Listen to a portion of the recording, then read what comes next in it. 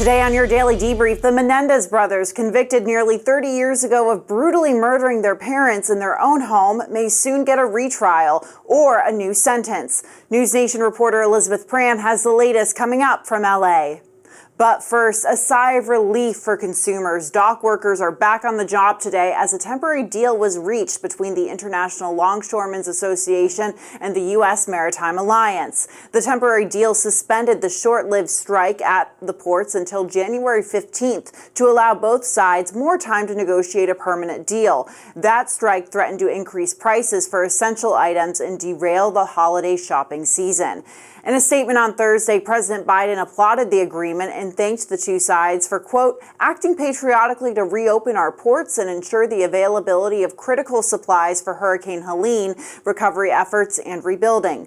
He added, quote, collective bargaining works and it is critical to building a stronger economy. Well, joining us now with the details of that deal is the Hill's White House reporter, Brett Samuels. Brett, thank you so much for joining us. You know, this isn't the final agreement, but walk us through what workers won and what's next. Yeah, so as you said a moment ago, obviously this deal, sort of tentative, will take us into January, into the new year, while the two sides can negotiate a more permanent deal. But in the meantime, these dock workers, port workers, are getting a little bit over a 60% wage increase over a 6-year period. So that's a big win for the union. Obviously a little lower than what they had actually been asking for, but certainly a bump in wages. Moving forward, you know, they'll have to negotiate the rest of the contract as far as hours, pay, assurances, benefits, all that. But, you know, certainly this punts this issue past the election into the new year. This is a big win for Democrats, certainly, who I think were a little nervous about any potential snags that this might cause in the economy or the supply chain, that might ripple down and perhaps be blamed on the Biden administration, be blamed on Vice President Harris as she campaigns for the White House. So, you know, certainly more to come, and there is certainly a risk that maybe this deal doesn't get done when the tentative agreement expires in January, but certainly punts this issue past the election. Yeah, we saw certainly earlier this week former President Trump trying to blame not only President Biden, but his opponent, Vice President Harris, for this strike. So certainly a sigh of relief for Democrats. Turning now to Georgia, where a federal judge dismissed the challenge to President Biden's student loan debt relief plan. That plan would forgive $73 billion in student debt, but it's still under a temporary restraining order. So, Brett, what comes next and what could it mean for student borrowers? Yeah, so obviously, you know, there was sort of this moment of relief in Georgia where this judge essentially said that the state did not have standing to say that they were harmed by the student debt relief policy. This was punted, actually, to a judge in Missouri who did put an injunction on the student debt relief program. So that remains on pause now. It's just sort of the latest hurdle we've seen for President Biden's efforts to provide student debt relief. Obviously, the Supreme Court stepped in and ruled his initial efforts were not constitutional. And the Biden administration has been working to find all kinds of workarounds, different programs that they could use to try and provide relief to millions of borrowers. So the Department of Education has said they're going to continue fighting for this policy. They're going to continue fighting in court against these legal challenges. But in the meantime, certainly this is something that the Biden administration, they had hoped to sort of pitch this, and now Vice President Harris, to pitch this to young voters in particular, folks who you know, had taken on a lot of student loan debt, had been excited about the prospect of this promise that they would be granted relief. You know, the question is whether voters punish the Biden administration because it keeps getting blocked in courts, whether they look at the Biden administration and Vice President Harris and say, you know, they're trying to get this done for them, but certainly something to watch, you know, not just in the next couple of weeks, but beyond this upcoming election. So if the restraining order for the program were to expire, how would it impact its implementation?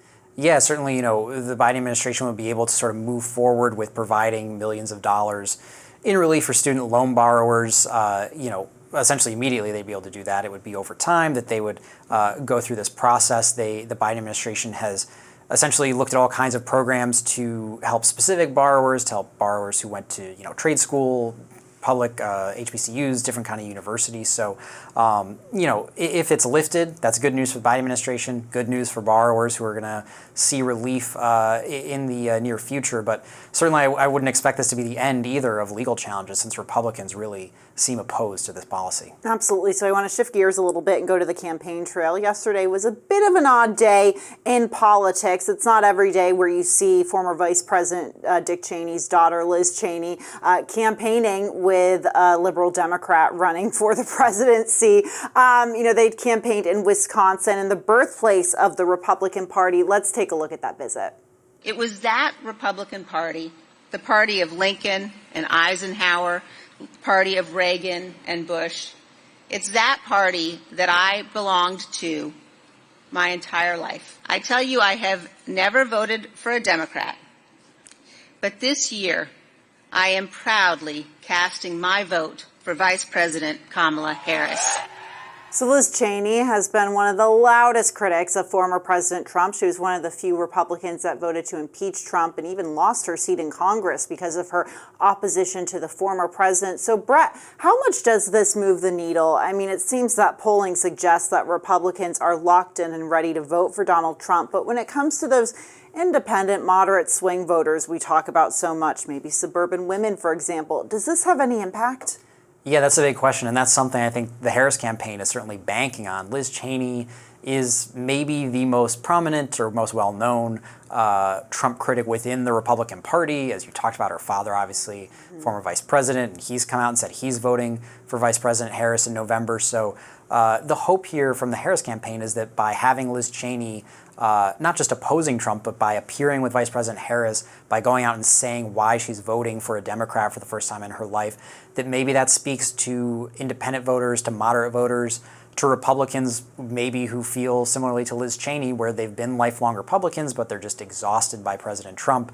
You know, they saw his actions around January 6th and his refusal to accept the 2020 election results, and they just say, that they can't back him anymore. Maybe the hope for the Harris campaign is that maybe those voters see Liz Cheney, they see other former Trump administration officials who are going to hit the trail in the coming days, and they say, that they're not just going to skip the top of the ticket, they're going to actually vote for Vice President Harris, and that maybe that makes a meaningful difference in states like Wisconsin, Pennsylvania, Michigan that are going to be really close in November. So I want to move towards President Trump's legal issues. His legal team is fighting back against the revised indictment brought by special prosecutor, Jack Smith. Trump's lawyers filed a 14-page motion to dismiss that Thursday. What are they arguing?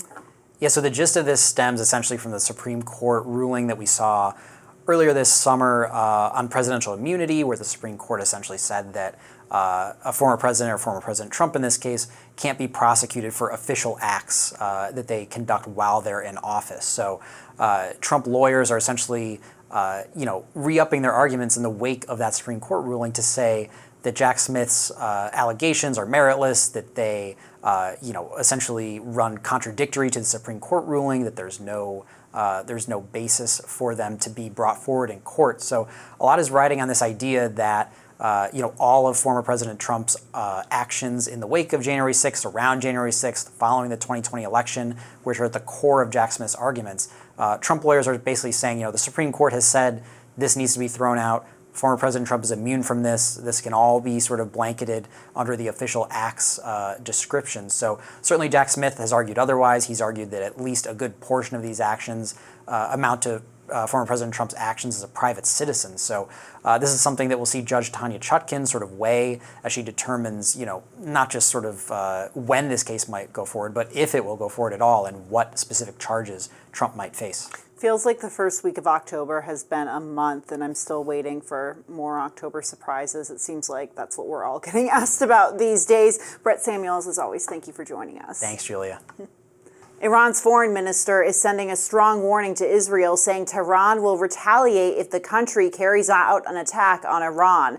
The foreign minister said Iran's counteraction would be stronger than previous ones, referring to the 180 missiles launched on Israel that damaged some of the country's military equipment.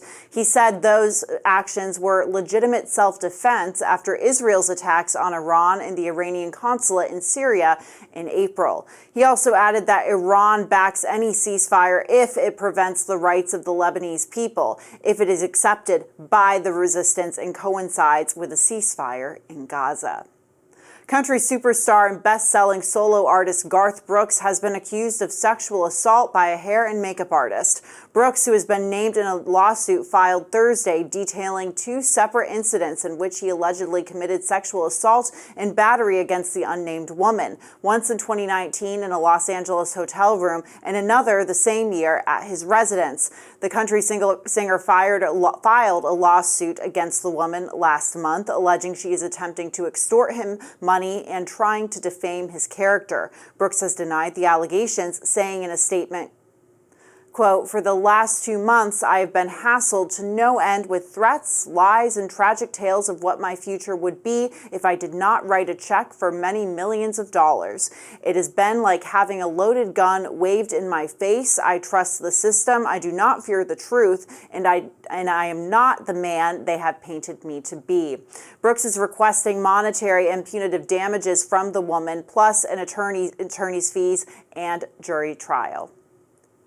The officers involved in the death of Tyre Nichols have been convicted of fatal beating and acquitted of federal charges. 3 of the involved former Memphis police officers were convicted by a jury Thursday after 6 hours of deliberation. 2 others were acquitted of federal civil rights violations.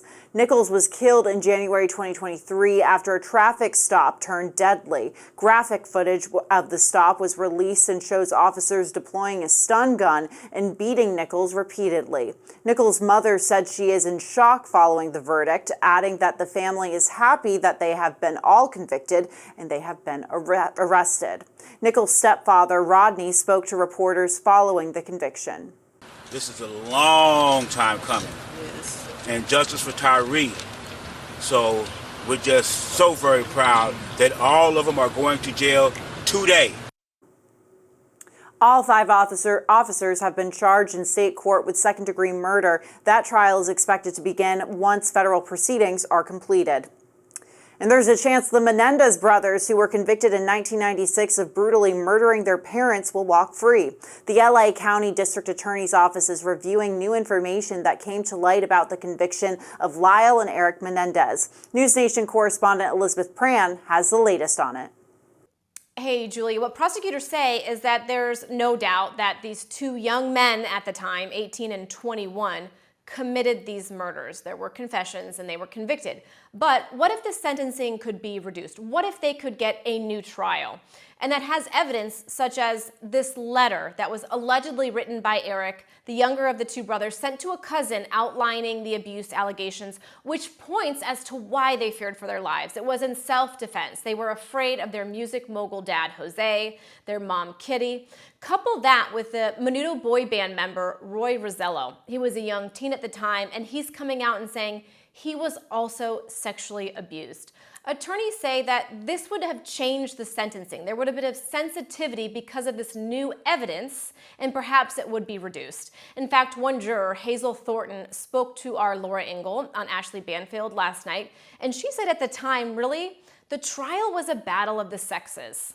Men did not believe that Jose had been abusing his sons. And what complicated that was that Lester Kuriyama, in closing arguments, introduced the notion that Eric was gay, and that's how he was able to describe sex acts. There was no evidence to back that up. It was just Lester's theory. We're seeing a renewed interest. There's been a Netflix special. We've seen Kim Kardashian visit both of these men in prison. She said there was only one jury for these 2 men, that they didn't consider some of the evidence. It wasn't admissible, and that manslaughter was off the table. We're also hearing from celebrities such as Rosie O'Donnell, who spoke to our own Chris Cuomo, and she said if it happened today, the narrative would be flipped. As you know, Julia, they have spent 3 decades behind bars. Julia, back to you. News Nation's Elizabeth Pran, thank you for your reporting. That's today's Daily Debrief. I'm Julia Manchester. Be sure to like, share, and subscribe to The Hill's YouTube channel. And come back here soon for the intersection between politics and policy.